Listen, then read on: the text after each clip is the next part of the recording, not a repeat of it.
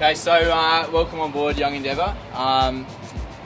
This is Australia's national sail training ship. She's a 44-metre long brigantine with a 4-metre draft. So brigantine, what that means is she's got square sails forward.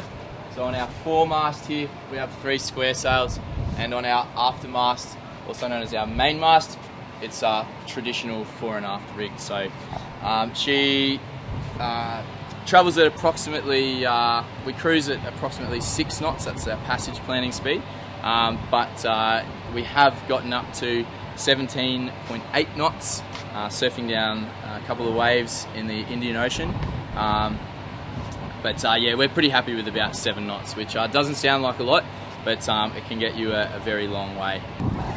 So throughout our 11-day voyages, we cover off a lot of activities for the youth crew. Some are sort of personal development, some are team building, and but a lot of those are sort of carried along by the development of the technical skills of sailing the ship, and a big part of that is climbing ability in order to set the sails. So the first couple of days are usually pretty full on. We work them pretty hard, and there's some pretty long nights, and everyone's pretty tired by about day 3 when we finally get to anchor.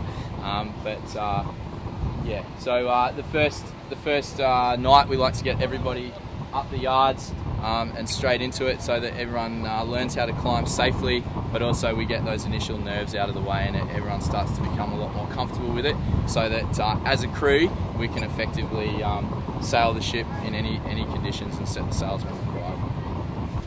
Welcome to the bridge.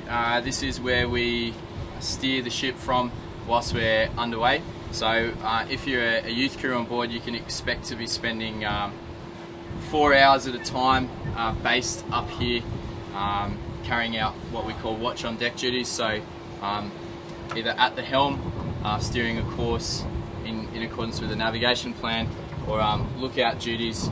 But then the important part of being up here is that you're ready to respond to the navigational requirements and the sailing requirements at short notice. So if sails need setting, then you'll go forward, lay aloft if required, or if sails need furling, same again, we might have a squall approaching or something like that, and things need to happen fairly quickly. So this is sort of the hub where everything happens.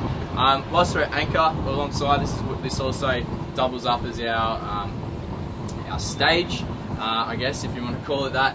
Every day we do a bit of a morning brief where we keep everyone in the loop, let everyone know what's going on, and every now and then we do a few little cheeky performances. Welcome to the chart house. This is the navigational hub of the ship. In the after section and in the forward section is our where all our communications equipment lies. So navigationally, we maintain both paper charts, so we do things, I guess, in the traditional method of navigation, and we also run a electronic charting system as well. With the youth crew, we teach them the basics of navigation through a navigation brief, and then we consolidate on those skills through practical application in the watches at sea.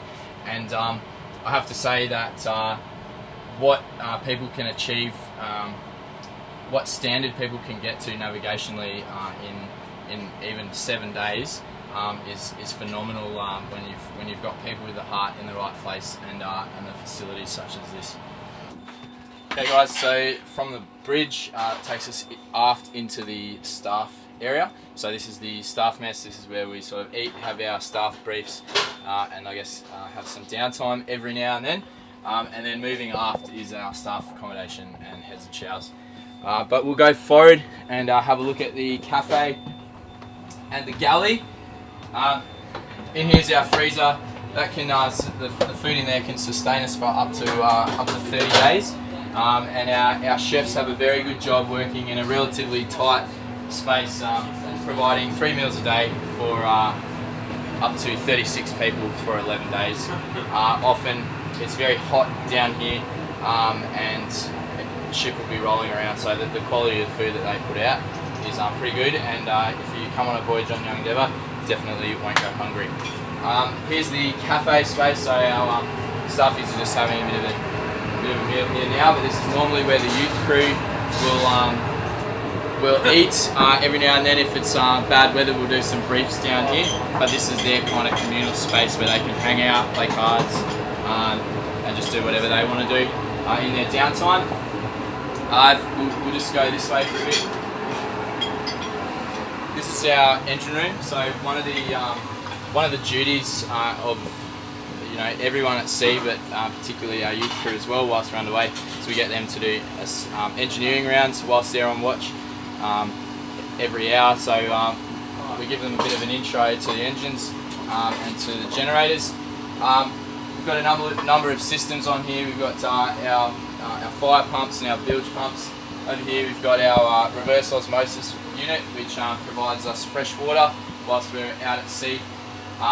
Generator panel. Down here we've got two 6-cylinder Perkins turbo diesels that both give us about combined horsepower of up to 450 horsepower, which just under engines alone in calm sea conditions we can do about 9 to 10 knots. So they're there if we need them, but we prefer, being a sailing ship, we love to sail. So moving forward from the cafe, we move into the youth crew accommodation spaces. So we have two 6-berth cabins, so combined berths of 12, which means that we'll normally do voyages with 12 females and 12 males. So we'll put either all the females between the 6 berths and all the males up forward, or vice versa, all the males in here and all the females up forward in the 12 berth. If you want to come in and just have a look at the living conditions. So I'm pretty used to living on here now, and the space, so I'm really not sure what to make of this. Some people say that it's a lot more spacious than they expected, and other people say it's pretty tight, but comfortable enough for 11 days, and we don't get too many complaints about it. So moving further forward through the accommodation spaces, we've got 2 male heads and showers and 2 female heads and showers. Heads is the nautical term for toilets. We have a couple of ancillary bunks for any extra personnel that we might be taking if we're taking more youth crew, or some Navy, extra Navy people that might be doing suitability voyages, hoping to work on here in the future. So we've got 2-berth and 3-berth. And then moving forward, we have the 12-berth, which is, as I said before, where either all the females or all the guys will sleep. And then if you'll follow me back up on deck, we'll make our way back to the forecastle. Okay guys, so that completes our tour on board Young Endeavour today. If you want to know more, or if you want to come on board for a voyage, check out the website www.youngendeavour.gov.au.